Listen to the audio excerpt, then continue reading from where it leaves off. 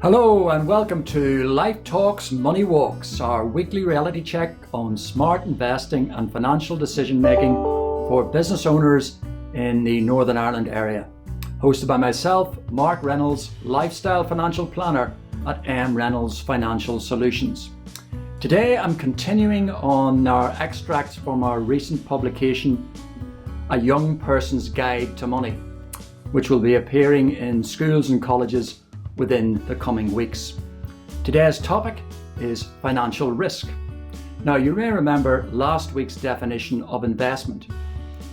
Investment involves taking a considered risk with capital to achieve a return based on reasonable expectations. So, what is risk? A good starting place is to define what risk means. Now, often investors' perception of risk and what the investment industry portrays as risk can differ radically. This can prove challenging and confusing. Risk is not a single number. Technically speaking, risk means the possibility of different outcomes resulting from a given action. For example, before you flip a coin, you know the results could be heads, tails, or landing on its edge.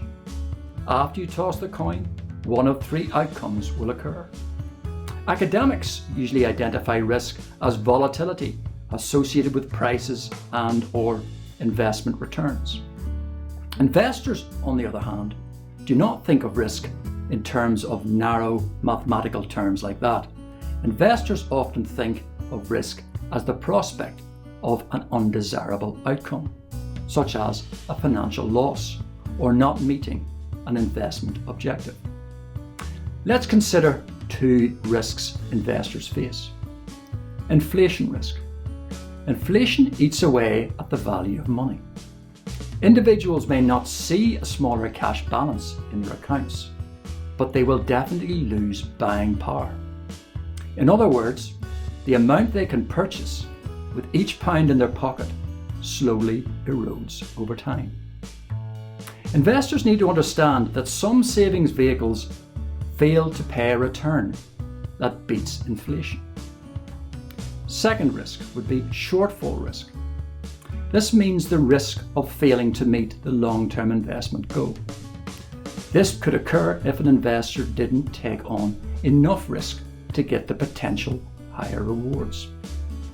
On the other hand, they could also be exposed to shortfall risk if they invest in too many high-risk assets, causing their investment to lose value at the wrong time. So the relationship between risk and reward needs to be carefully considered when structuring investment solutions over time.